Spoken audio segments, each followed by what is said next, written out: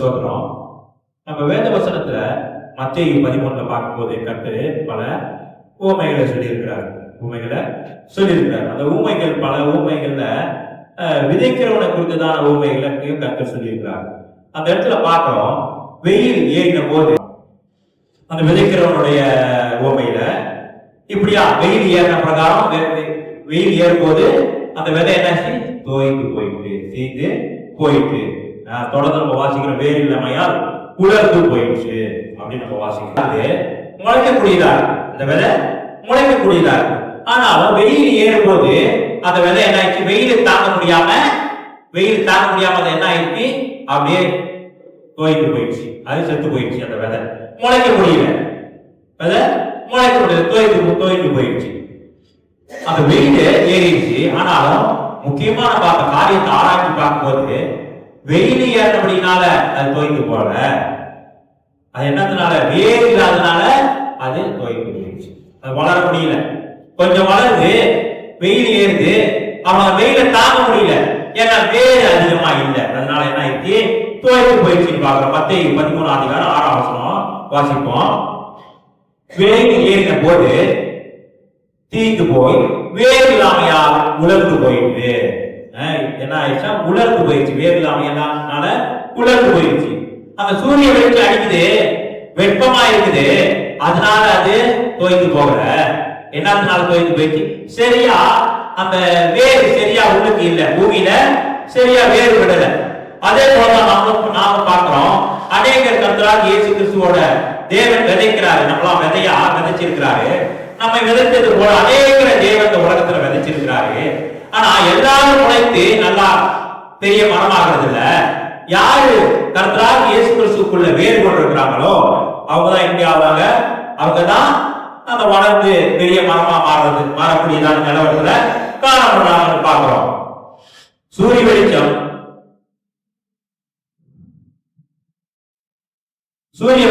அடிக்குது. ஆனா அதனால நம்ம தோய்ந்து போகல, அதனால கர்த்தரை விட்டு போகல. என்னத்தினால போகிறோம், சரியா வேறு இல்லை. அதே போல நம்ம ரட்சிக்கப்பட்டிருக்கிறோம். அநேக பிரச்சனைகள், அநேக கஷ்டங்கள், அநேக துன்பங்கள், அநேக சவால்கள், ஏமாற்றங்கள், இன்னும் இன்னல்கள், இப்படி அநேக காரியத்தை இந்த உலகத்துல சந்திக்கிறோம். நாம் சந்திக்கிறோம். அப்ப சந்திக்கும் பொழுது நாம் தேவனுக்குள்ள வேர்கொண்டு இல்லை, சரியா வேர்கொண்டு இல்லை. தேவன் கூட நல்லா வேர்கொண்டு இருக்காது. அப்படின்னால என்ன செய்ய முடியல, கர்த்தருக்குள்ள இன்னும் வளர முடியல. அந்த சூரிய வெளிச்சம் அடிக்கிறதுனால நாம் தோய்ந்து போகல. என்னதுனால வேர் கொள்ளாமையினால், வேறு நல்ல வேறு கிறிஸ்து இயேசு, அதான் வேத வசனத்துல வாசிக்கிறோம், கிறிஸ்து இயேசுக்குள் வேர் கொண்டவர்களாகி வேத வசனத்துல நம்ம வாசிக்கிறோம். அநேகர் பார்க்கிறோம், எனக்கு கர்த்தரை ஏற்றுக்கொண்ட இவ்வளவு சோதனையா, இவ்வளவு வெளிச்சமா, இவ்வளவு சூடா. அந்த செடி கொடிகளை பார்க்கும்போது சரியா வேர் கொண்டு இருக்காத செடி கொடிகள் என்ன சொல்லும், ஐயோ இப்படி அடிக்குது வெளிச்சம், இப்படி அடிக்குது சூடு, இப்படி அனல் அடிக்குது சூரிய வெளிச்சம், நான் எப்படி வளர முடியும்? ஏன்னா அந்த செடி சரியா வேர் கொள்ளல, எல்லாம் அங்கங்க கல்லு முட்களா கிடக்குது, அதனால என்ன செய்ய முடியல, அந்த வேறு நல்ல ஆழமா இறங்க மாட்டேங்குது. வேறு ஆழமா இறங்கல, வேறு ஆழமா இறங்காதபடினால அது நல்லா கழித்து நிக்க முடியல.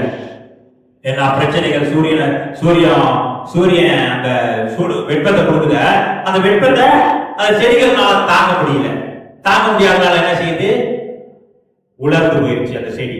அதே போல நம்ம கிறிஸ்தவ ஜீவியத்தில் நாம் பார்க்கிறோம், நாம் கர்த்தரை ஏற்றுக்கொண்டு ஆனா வேறு கொண்டவர்களா இல்லை. எப்படி இல்ல, வேறு கொண்டவர்களா இல்ல, அப்படியே வேறு எங்க இருக்கு, அப்படியே மேலோட்டமா இருக்குது, மேலால இருக்குது, ஆழமா வேறு கொள்ளல.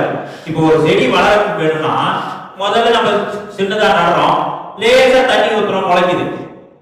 கொஞ்சம் வந்தவன என்ன செய்யணும், அந்த வேருக்கு நல்ல ஆழமா இறங்கி தண்ணியை தேடி அதுல தண்ணியை பெற்றுக்கொள்ளணும். ஆனா அந்த வேறு ஆழமா போவாட்டி தண்ணி எங்க இருக்குது, ஆழத்துல இருக்குது. அப்ப அந்த வேறு ஆழத்துல போனாதான் அந்த தண்ணியை எடுக்க முடியும்.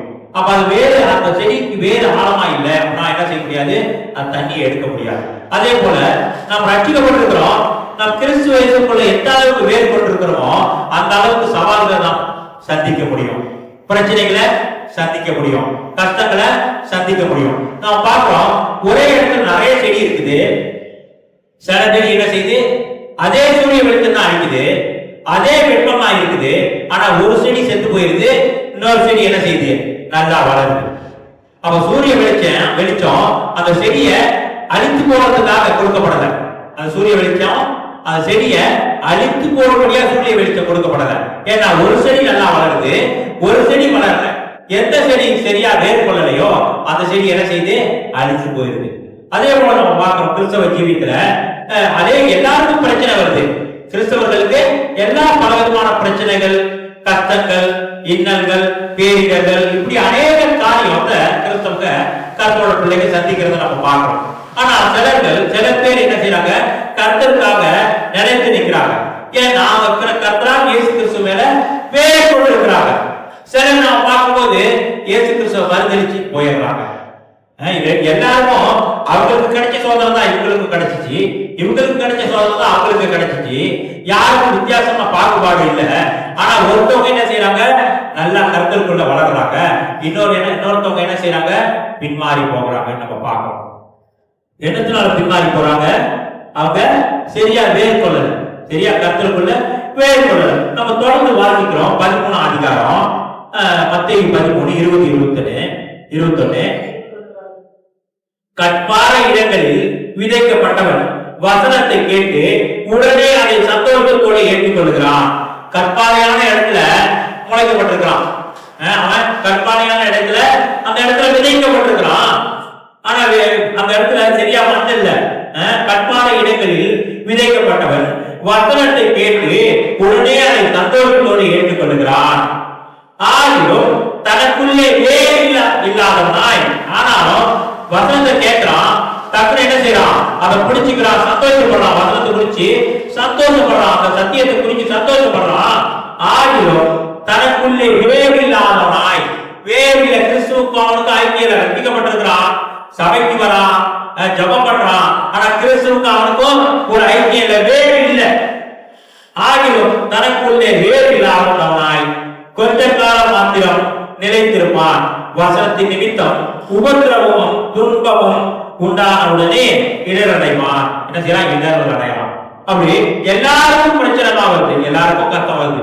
ஆனாலும் யாரு கத்தரா இயேசு கிறிஸ்துவுக்குள்ள நல்லா வேர் கொண்டிருக்கிறாங்களோ அவங்க என்ன செய்யறாங்க, நிலைத்து நிக்கிறாங்க.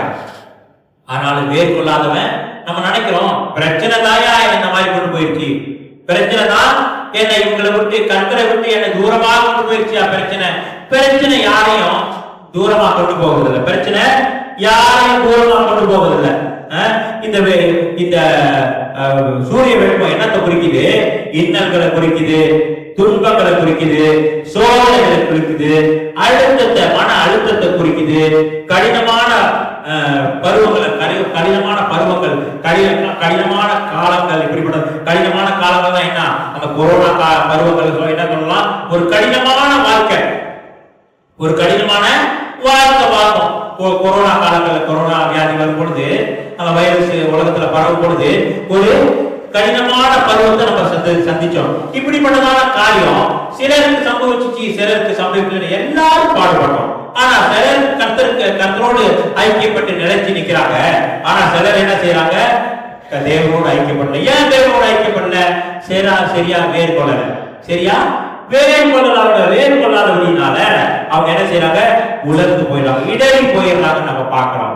அப்ப நம்ம அந்த சூரிய வெளிச்சம், அந்த பிரச்சனைகள், அந்த கஷ்டங்கள் நம்ம கர்த்தரை விட்டு பிரிக்கல, நம்ம சரியா கர்த்தரோடு ஐக்கியப்படல, வேர் கொண்டவர்களா இல்ல, கர்த்தரிடத்துல வேர் கொண்டவர்களா இல்ல. நம்மளோட வேர் எல்லாம் எங்க இருக்குது, வேற எங்கேயும் இருக்குது, மேலேயே இருக்கு, பூமி மேலேயே இருக்குது, இங்க இந்த உலகத்திலேயே இருக்கு, மேலேயே பார்த்தாலே தெரியும். மண்ணில பார்த்தா என்ன தெரியும், வேர் தான் தெரியும். வேர் ஆழமா போடல, ஆழமா போடதான் என்ன செய்ய முடியும், அங்க உள்ள தண்ணி, அங்க உள்ள தேவையான வைட்டமின் எல்லாம் என்ன செய்ய முடியும், மினரல் எல்லாத்தையும் என்ன செய்ய முடியும், அங்க இருந்து எடுக்க முடியும். அப்ப மேலேயே போகுது. ஏன்னா எல்லாம் கல்லா இருக்குது, அதனால அது உள்ளுக்கு வேர் கொள்ள முடியல. அது வேர் கொள்ள முடியாதபடினா என்ன செய்யுது, சத்தியத்தை கேட்குது, சந்தோஷமா ஏற்றுக்குது, கடைசியில உலர்ந்து போயிடுது, கடைசியில இடறி போயிடுது. நம்ம பார்க்கிறோம். நம்ம பார்க்கிறோம், வேறற்ற கிறிஸ்தவர்கள் சிறிது காலத்துல என்ன உயிரோடு இருப்பாங்க, வேறற்றவங்க, வேறு இல்ல, ஆனா சந்தோஷமா ஏத்துக்கிறாங்க. கொஞ்ச காலம் கர்த்தரோட ஐக்கியப்பட்டு ஜீவிப்பாங்க. கொஞ்ச காலம் சத்தியம் நல்லா இருக்குதியா கேட்க, ஓகே நான் கர்த்தரோட ஐக்கியப்பட்டு நான் ஜீவிக்க போறேன், நான் கர்த்தரோட பிள்ளையா இருக்க போறேன்னு சொல்லி என்ன செய்வாங்க, கொஞ்ச காலம் இருப்பாங்க. கொஞ்ச காலம் இருப்பாங்க. அப்புறம் பார்த்தா பிரச்சனை, கஷ்டம், துன்பம் வரும்போது ஐயோ நான் பழைய இடத்துக்கு போயிடுறேன், நானே பழைய இடத்துக்கே போயிடுறையா, எனக்கு இது வேணாம். அவங்க எதை தேடி வராங்க? ஒரு வளமான வாழ்க்கை, ஒரு உலகத்துல உள்ள ஆசீர்வாதம், உலகத்துல நான் சந்தோஷமா ஜீவிக்கணும், இப்படி நினைச்சு வராங்க. ஒரு சத்தியத்தை நம்பி, தேவன் கொடுத்தார சத்தியம், அந்த சத்தியத்தை நம்பி, தேவனை நம்பி நான் கர்த்தர் நீதி பாதையில நடக்க சொல்லி இருக்கிறாரு, நான் அந்த நீதி பாதையில நடப்பேன், கர்த்தர் ஒரு இலக்கை வைத்திருக்கிறாரு, அந்த இலக்கை பெற்றுக்கொள்ளத்தக்கதாக ஓட போறேன் அப்படின்னு சொல்லி வராங்க. எதுக்காக வந்திருக்கிறாங்க? ஏதாவது ஆசீர்வாதம் கிடைக்கும், கர்த்தர் கிட்ட இருந்து ஆசீர்வாதம் கிடைக்கும், அந்த ஆசீர்வாதம் கிடைக்கும், அந்த ஆசீர்வாதம் கிடைக்கும்னு சொல்லி என்ன செய்யறாங்க? அது ஆசீர்வாதத்தை நாடிதான் வராங்க. அந்த கர்த்தர் கிட்ட வர்றதை பார்க்கிறோம். அந்த ஆசீர்வாதத்தை என்ன செய்யறாங்க? மேன்மை உள்ளதா நினைக்கிறாங்க. சில பேரு சத்தியத்தை கேட்கிறாங்க, ஆழமா ஆவியில உணர்ந்து கேட்கல, மனசாட்சி மனதுக்கு உணர்வு பூர்வமா சத்தியத்தை ஏற்றுக்கொள்றாங்க. உள்ளான மனசை ஏற்றுக்கொள்ளல, உணர்வு பூர்வமா எழுச்சியில, இமோஷன்ல சத்தியம் நல்லா இருக்குது அப்படின்னு சொல்லி கேட்டுக்கிறாங்க. ஆனா உள்ளுக்கு அங்க சத்தியம் என்ன செய்யல, வேலை செய்யல. ஏன்னா அவங்க முழுமையா ஏற்றுக்கொள்ளல, லேசா மனசாட்சியின்படி உணர்ச்சி பூர்வமா இமோஷன்ல ஏற்றுக்கொள்றாங்க. ஆனா அந்த வார்த்தை கிரியை செய்யணும்னா நம்ம உள்ளான மனுஷங்க அந்த வார்த்தை போய் அந்த கிரியை செய்யக்கூடியதா இருக்குது. ஆனா அவங்க நுனிப்புள்ளு மேயிற மாதிரி மேலோட்டமா சத்தியத்தை கேட்கறது, மேலோட்டமா ஜீவிக்கிறது, மேலோட்டமா வேர் இருக்கிறது அவங்களுக்கு ஆசீர்வாதத்தை கொண்டு வராது. தொடர்ந்து கிறிஸ்தவங்களா ஜீவிக்க முடியாது. ஒரு பிரச்சனை, ஒரு கஷ்டம், ஒரு துன்பம் இப்படி வரும்போது என்ன செய்வாங்க? அவங்க இடறி போயிடுவாங்க. சில பேர் என்ன வராங்க, உற்சாகமா இருப்பாங்க, தற்காலிகமா தான் இருக்கும். அந்த உற்சாகம் தற்காலிகமா தான் இருக்கும். ஏன்னா அவங்க எதிர்பார்க்கறதான காரியம் வேற, இங்க வருகிறதான காரியம் வேற. அவங்க நினைச்சு நல்லா கிறிஸ்துக்குள்ள வந்தவன நல்லா வந்துடலாம், நல்லா உலகத்துல பெரிய பணக்காரனாயிரலாம், எல்லா சொத்தம் வாங்கிடலாம் அப்படின்னு நினைச்சு வராங்க. இங்க வந்தவன அந்த சூரிய வெளிச்சம் அடிக்குது, அந்த பிரச்சனை வருது, அந்த கஷ்டம் வருது, அந்த துன்பம் வருது, அந்த துயரம் வருது, பல விதமான சவால்களுக்குள்ள போறாங்க. போகும்போது என்ன நினைக்கிறாங்க, ஐயோ அதுக்கு நான் அங்கேயே இருந்திருப்பேன், என்ன இப்படி இருக்குது வாழ்க்கை அப்படின்னு சொல்லி. ஏன்னா அவங்க தேவனை தேடி வரல, உலகத்துக்குரிய ஆசீர்வாதத்தை தேடி வராங்க, ஆசீர்வாதத்தை தேடி வராங்க. இப்படிப்பட்டவங்க அவங்க வெளிப்பிரகாரமா பார்க்கும்போது பரிசுத்தவான் மாதிரி இருப்பாங்க, வெளிப்பிரகாரமா பார்க்கும்போது ஆவிக்குரியவர்களா இருப்பாங்க. ஆனாலும் அவங்க ஆவிக்குரியவர்களா பார்க்கறதுக்கு ஆவிக்குரியவர்களா இருப்பாங்க, ஆனா அவங்களுக்கு தேவனோட ஐக்கியம் இருக்காது. நம்ம பார்க்கிறோம், வேறு நல்ல ஆழமா விட்டுருக்கா இல்லையான்னு நம்ம பார்த்து தெரிஞ்சுக்க முடியாது.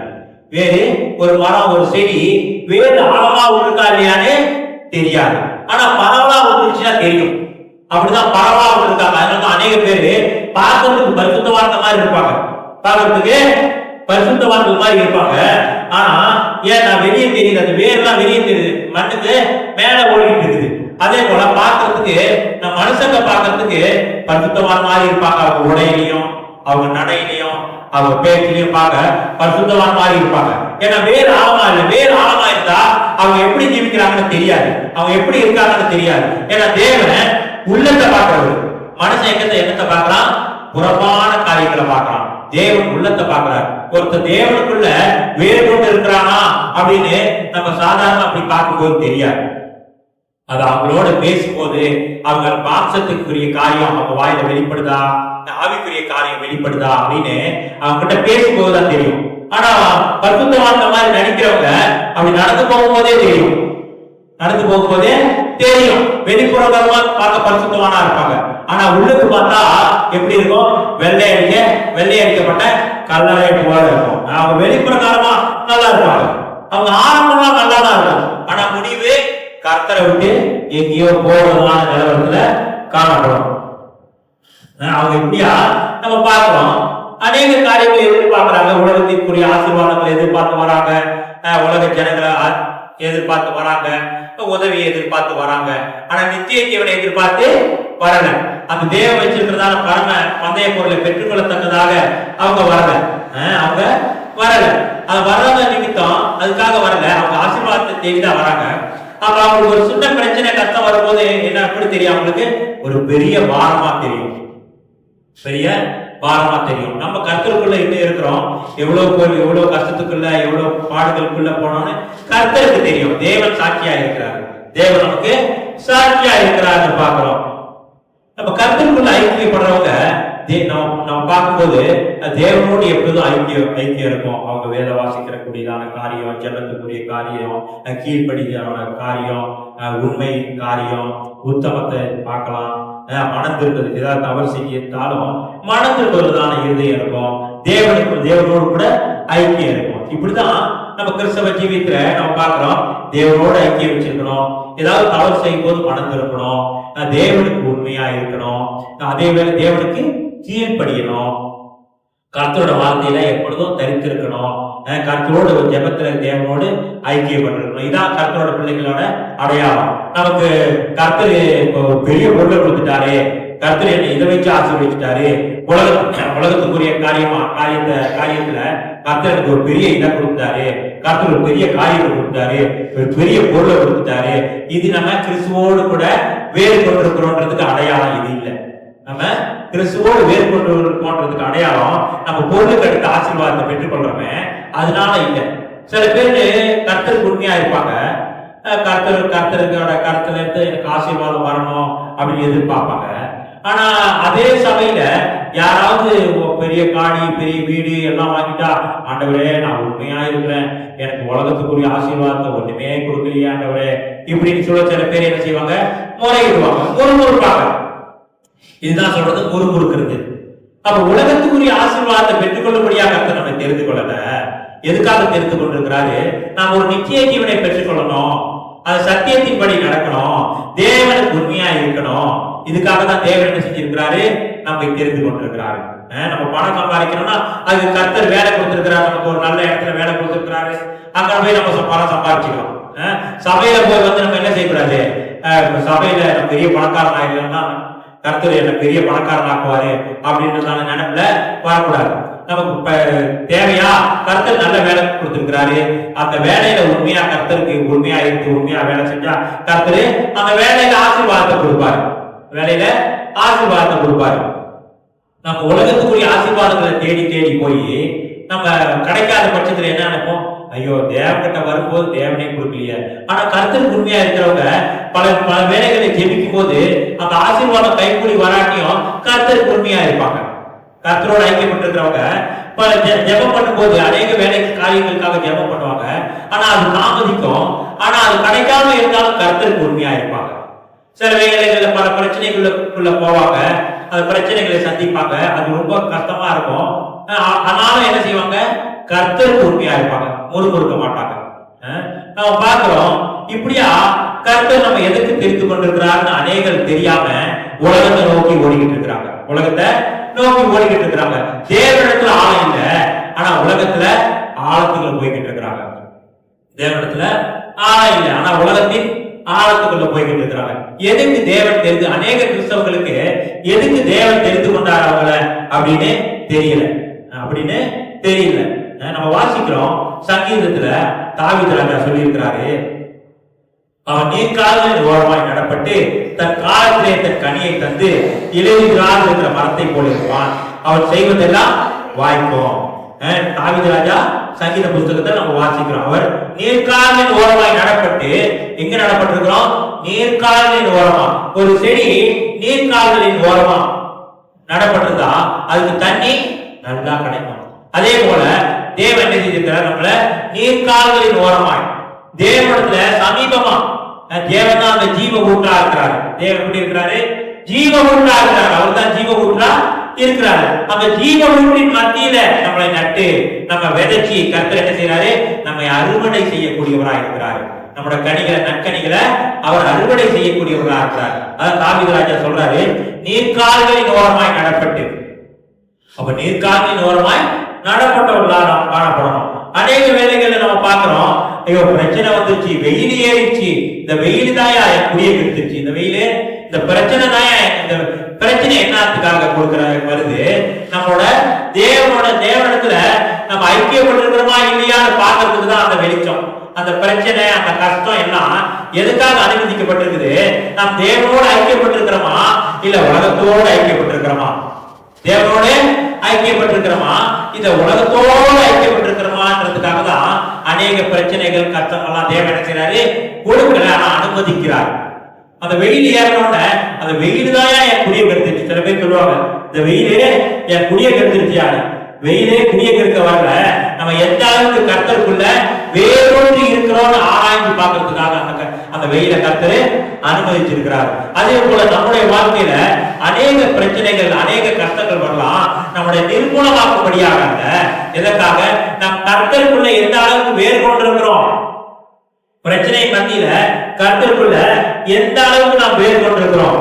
நம்ம ஆழமா இல்லாம மேலோட்டமா இருந்தா நம்ம இப்படிதான், நமக்கு இப்படிப்பட்ட சிந்தனை தான் நமக்கு வரும். நம்ம உண்மையா தேவனை தேடுறதுக்காக தேவன் நம்மை தெரிந்து கொண்டிருக்கிறார்கள். அநேகர் பார்க்கிறோம், இப்படிப்பட்டதான பல விதமான பிரச்சனைகள் கஷ்டங்கள் வரும்போது தேவனை விட்டு தூரமா போயிடுறாங்க.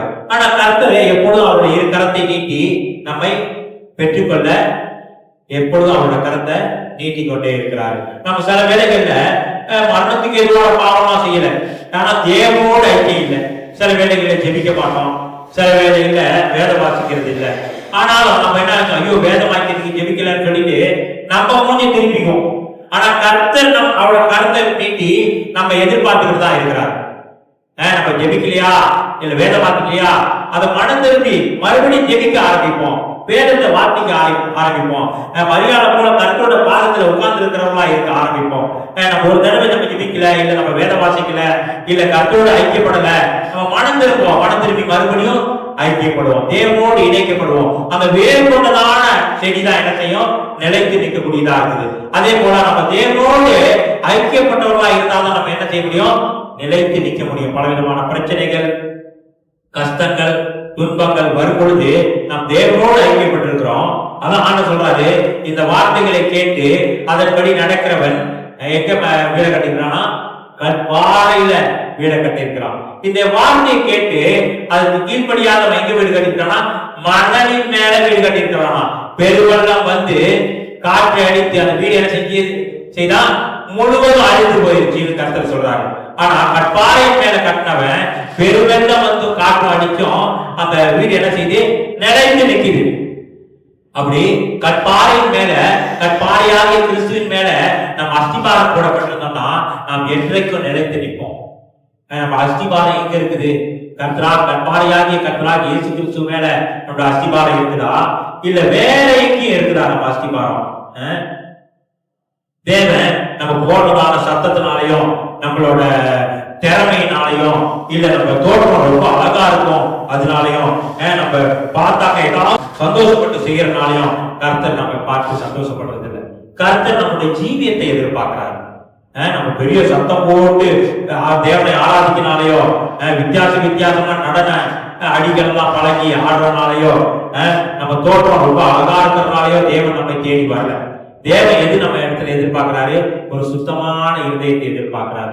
எப்பொழுதும் தேவனோடு ஐக்கியப்பட்டிருக்கிறதான சூழ்நிலையை உருவாக்கக்கூடியதான கர்த்தரோட பிள்ளைகளை கர்த்தரே எதிர்பார்க்கிறாரு. நம்ம சில வேளைகள்ல சபையில பெரிய பெரிய கூட்டம், பெரிய பெரிய காரியம், அந்த டே இந்த டே, இப்பதான் நிறைய டே இருக்குது. அந்த டே இந்த டே எல்லா டேயும் வரும்போதுதான் என்ன இருப்பாங்க? பிரகாசமா இருப்பாங்க. அந்த டே எல்லாம் முடிஞ்ச பிறகு என்ன செய்வாங்க? குட்டி போய் கஷ்டப்படுவாங்க. அந்த டே இந்த டே, ஃபாதர்ஸ் டே, மதர்ஸ் டே, உமன் டே, இதெல்லாம் சபையில் நடத்தினா எப்படி இருப்பாங்க? சமயத்துல எல்லா விசுவாசியும் ரொம்ப உற்சாகமா இருப்பாங்க, ரொம்ப உற்சாகமா இருப்பாங்க. ஆனா அந்த டே எல்லாம் போயிருச்சுன்னா எப்படி இருப்பாங்க? குண்டி போய் காணப்படுவாங்க. அப்ப எப்படி இருக்கிறாங்க? அவங்க இந்த உலகத்துக்குரிய காரியம் மேலதான் நாட்டம் உள்ளவங்களா இருக்கிறாங்க. உலகத்துல ஏதாவது காரியம், ஒரு எக்ஸைட்மெண்ட் எதிர்பார்த்துதான் கர்த்தருக்குள்ள வராங்க.